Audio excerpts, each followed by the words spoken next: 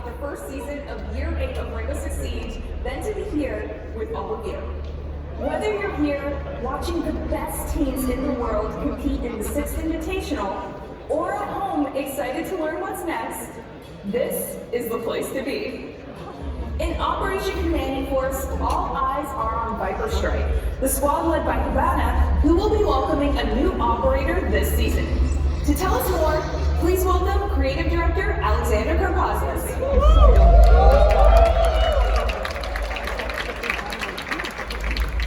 Year 8, Season 1 Commanding Force starts off with us seeing Brava, our saboteur from Brazil. She'll be joining Viper Strike, led by Havana, and it's made up of the experts who have every tool at their disposal to get the job done. They're essentially the elite Swiss Army knives who can jump into any operation and execute at the highest possible level. This squad is also being joined by Red Hammer, which was introduced earlier, being led by Thermite. This is the squad of force and destruction, and with Viper Strike and Red Hammer joining the fold, we've introduced all of our squads that are making up Rainbow Six today. On top of this, we have a lot of exciting stuff to share. We've got balancing changes that reinforce the tacticality of our game, the gameplay that you can expect. We are constantly reinforcing the game with anti-cheat, and you'll see even more rewards means newcomers jumping into Siege for the first time experience the vocabulary of the game and get rewarded for it, and veterans of the game as well will have rewards. All of this and more, our team's been working very hard, and they're excited to share with you everything that they've been working on today.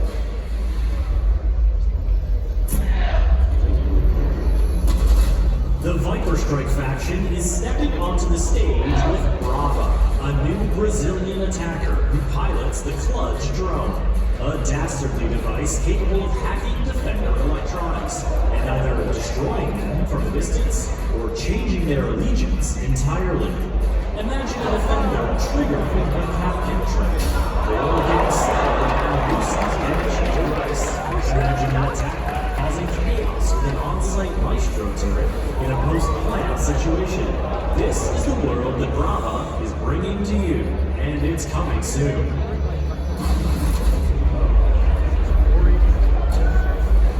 Defenders will need to be on the lookout this season as Brava and her gadget seek to give them a taste of their own medicine.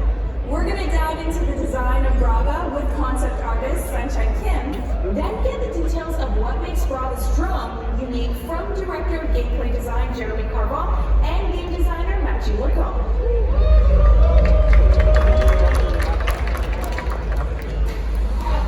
Brava is a natural-born leader and an expert in advanced technologies.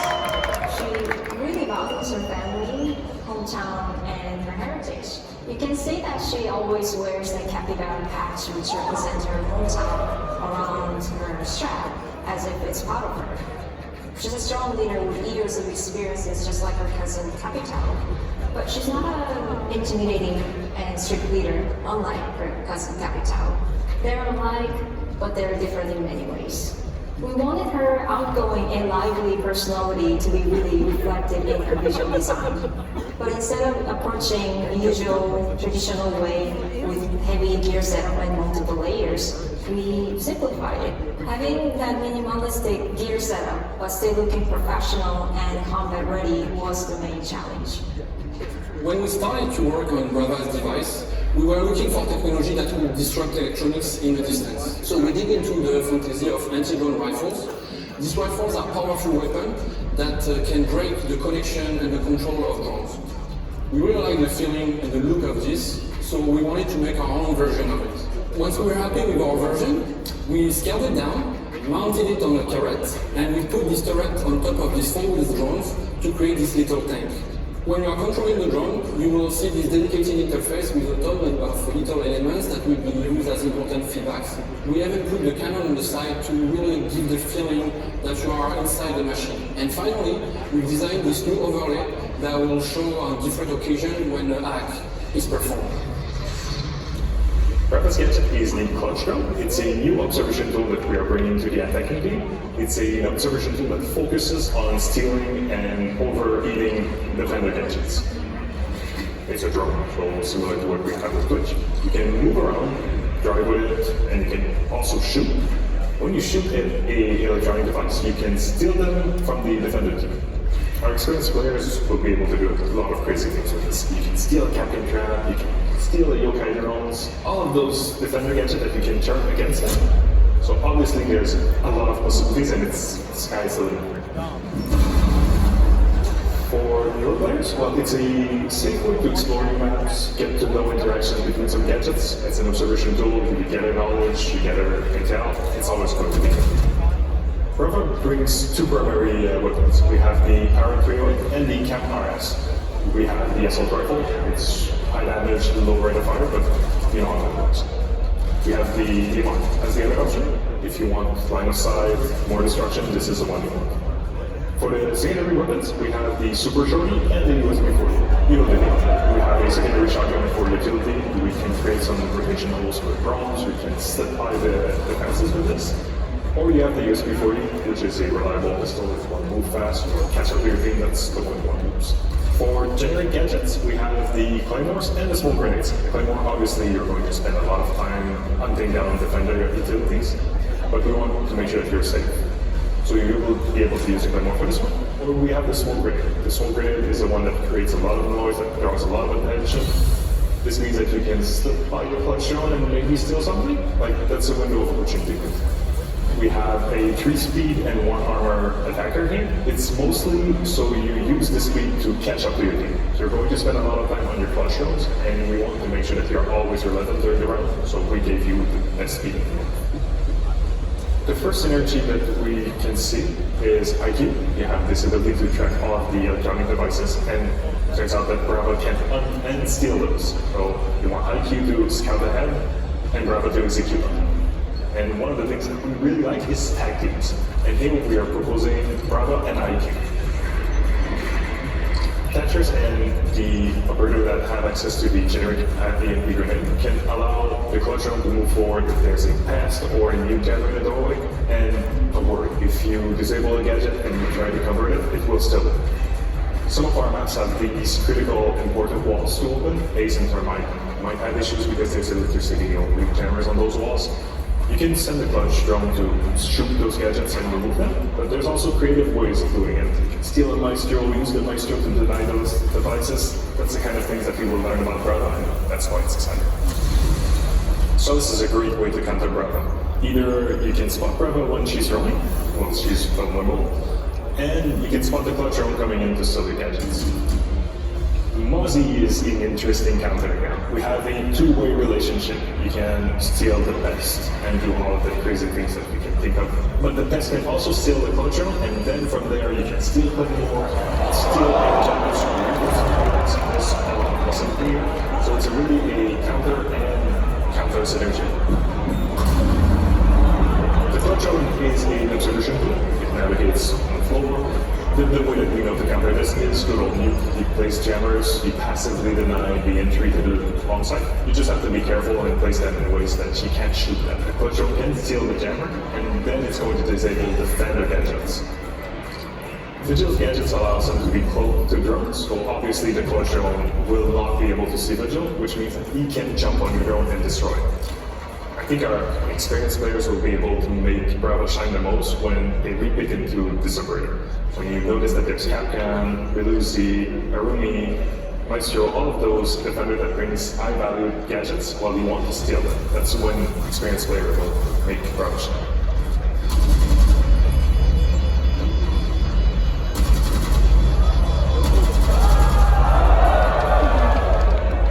Our next updates are focused on the team's ongoing efforts to ensure that Rainbow Six Siege is fair and balanced for all players. The use of mouse and keyboard on console is a disruptive problem, and this season we're putting a new solution in place to tackle this issue. Gameplay programming team lead Jan Stalaka is here to share the details.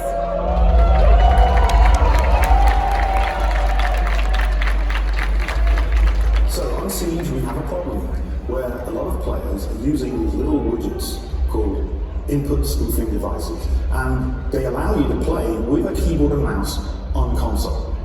Now, along with toxicity and cheating, this is one of the biggest complaints that we get from our community. And we agree, it feels really unfair to play against other players when you have such a disadvantage. So this is a problem that all console shooters have, especially the competitive ones. And there hasn't really been a reliable solution for this yet. In fact, the devices that are using are specifically designed to be undetectable. We wanted to build our own system that would sniff out mouse and keyboard players on console so that we could build a better picture of exactly who is using these devices. And we call that system Mousetrap. We have been really quiet about it, but actually it's been running in the background in a shallow mode for several seasons. We've been gathering data and analyzing the results, and now we have a much better picture. We know exactly which players are spoofing when they're spoofing.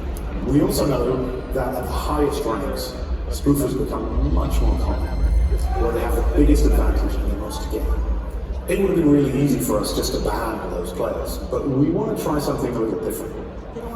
So what we're going to do is we're going to try and remove the advantage that they get from using one of these input spoofing devices. Starting in Season 8, Year 1.2, when we detect you spoofing, we're going to start adding extra latency to your inputs. It's going to start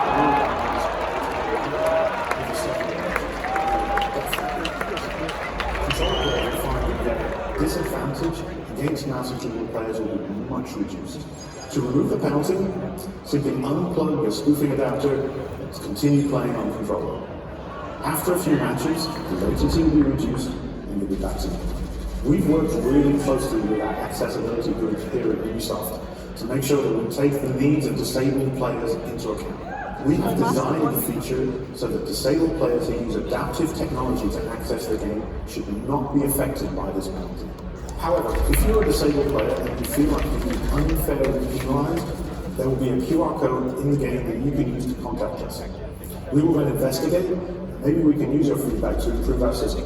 So additionally, we will be updating our code of conduct for all players to say that using external devices to gain an advantage is not permitted. I want to mention this is an experimental solution. Nobody in the industry has solved this problem yet. We are trying something new, but it's not the final iteration.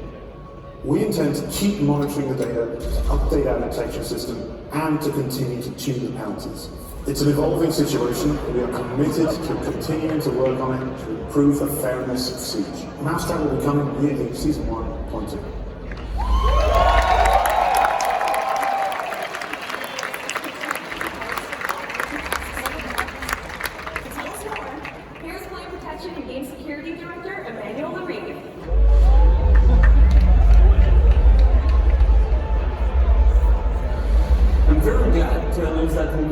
Perform a new update toward the reputation penalty. This new update will be looking at everybody that is doing some disruption at the voice chat level.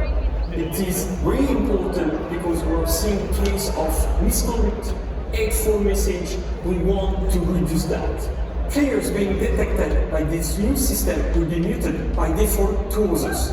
So the people that still want to hear them will be able to unmute them. The goal of this new initiative is to reduce the impact of the top offender on other players. We also want to reduce the case of misconduct and hateful message that you are facing. At the start, we will be only looking at the top offender, so a small population of players. They will be receiving a set of warnings, and when the penalty will be applied, it will last several matches. Later down the road, of course, we will continue to monitor this system, but also to expand it to everybody. In Siege, every decision counts. Starting this season, reloading will be more tactical than ever. Associate Game Director Joshua Mills reveals details about the reload rework, and Game Designer Robert Cole has some news about a balancing update for Zero.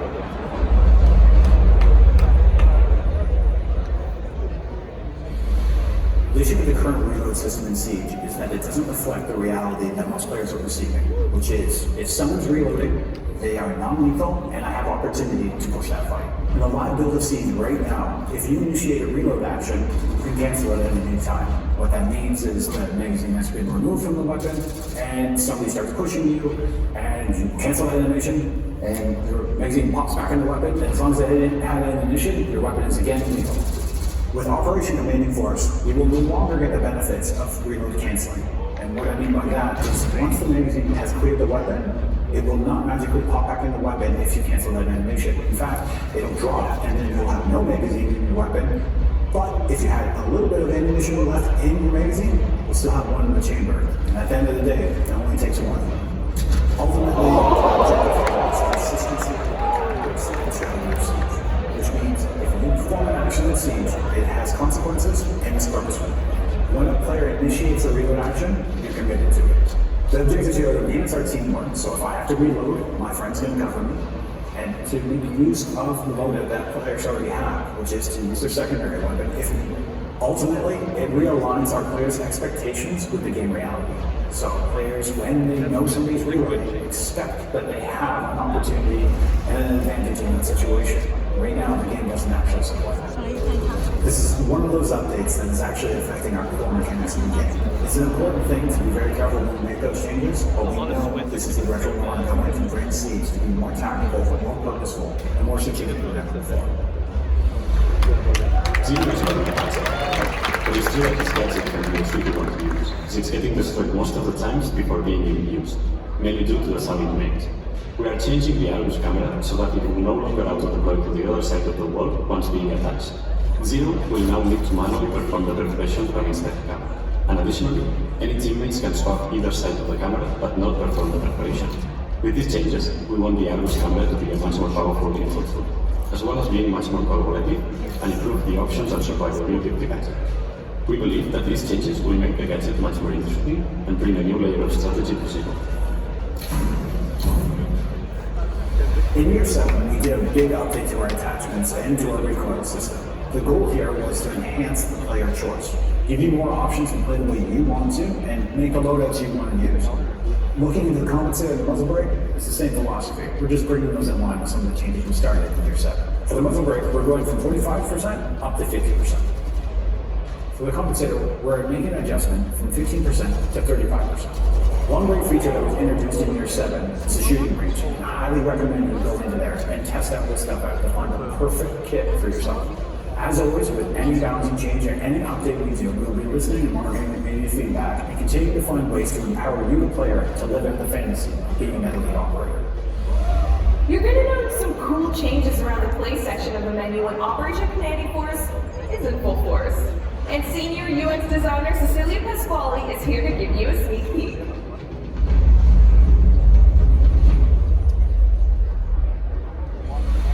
We are introducing 3 categories that will contain our existing and new playlists. The categories are competitive, quick play, and training. We're going to also introduce a dynamic button for each of those categories, and it's going to be right below the tile, and it's going to allow our players to directly access their last played playlists inside that category. For those playlists, for example as Quick Match, that have different game modes to select to matchmake with, we're going to add a settings button right below the tile that allows our players to select the game modes directly from there instead of having to go through the global settings button. For the future, we aim to further improve the menu navigation, but also we can't wait to hear your feedback about our latest improvements. This feature is directed to our PC players, and it's an access point in the homepage of the game that notifies when a test server is available. Upon clicking on the button, the game session will be closed, and the test server will be automatically started. For those players that still don't have the test server installed, they can access this button and directly download it, meanwhile still playing the game. The main goal of this feature is to give players the ability to check the availability of the test server in the homepage of the game.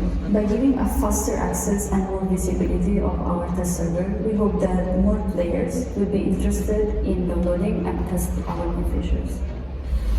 Last season, we rolled out the revamp battle pass to give you more control and flexibility over the new gear you unlock.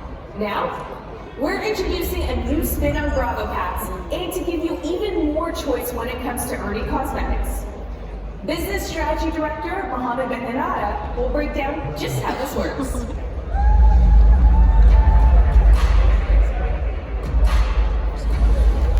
So last year we introduced the Brava packs. This feature was actually really liked by our community. What we want to do this year is actually give you even more choice as to which reward you unlock from the Brava packs.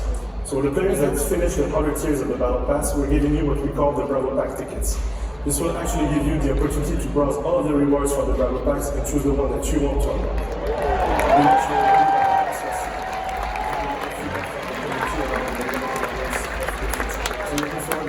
Next seasons, we're going to be focusing on improving this experience on the UX and UI side. So stay tuned for this. The best moments in Siege are where a plan comes together. But for this to happen, everyone on the team needs to be on the same page, which can be tough to do when you're first starting out. Don't worry, we got you. Our new beginner challenges will make it easier than ever to understand the strategies of Siege, and will even earn you some nice rewards too. Associate Game Director Christopher Budgeon is here to explain it all.